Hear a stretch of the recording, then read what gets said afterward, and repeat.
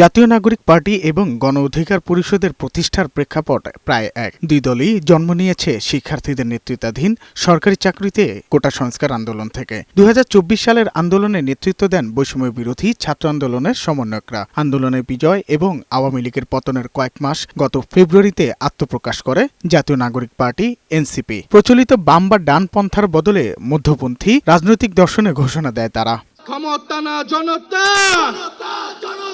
গণ অধিকার পরিষদের শুরুটা তার আগের পর্বে। ২০১৮ সালে কোটা আন্দোলন ঘিরে গঠিত হয় বাংলাদেশ সাধারণ ছাত্র অধিকার সংরক্ষণ পরিষদ। ওই আন্দোলনের নেতারা ৩ বছর পর গঠন করেন গণ অধিকার পরিষদ। দুটি দলের এখনকার শীর্ষ নেতারা একসময় হেঁটেছেন পথে। এছাড়া উভয় সংগঠনই রাজনৈতিক মূলধারায় নতুন বিকল্প শক্তি হয়ে উঠতে চায়। নাহিদ ইসলাম ও নুরুল হক নূর নেতৃত্বাধীন দল দুটি আবারও চেষ্টা করছে এক হওয়ার।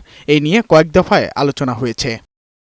নির্বাচনী জোট প্রসঙ্গে এনসিপির শীর্ষ নেতা সাওরাত তুষা বলেন, একই দলের মধ্যে আসা নিয়ে আলোচনা চলছে গণ অধিকার পরিষদের সঙ্গে। ঠিক জোট না, কিন্তু তাদের সাথে আমাদের এক জায়গায় আসা, একই দলের মধ্যে আসা, এটা নিয়ে একটা আলোচনা চলছে। প্রাথমিক পর্যায়ে আলোচনা হয়েছে। এখন নুরুল হক নূর যেহেতু চিকিৎসার জন্য দেশের বাইরে আছেন, তিনি আসলে আমরা তার সাথে চূড়ান্ত আলোচনাটা করব, কারণ এটা তাদের দিক থেকে আগ্রহটা ছিল বেশি।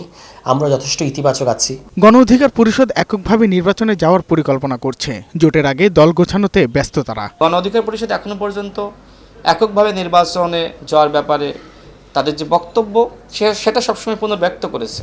আমরা ইতিমধ্যে ৩৬টি আসনে আমাদের প্রার্থী ঘোষণা করেছি। আমরা আগে আমাদের দলকে গুছিয়ে নিতে চাই।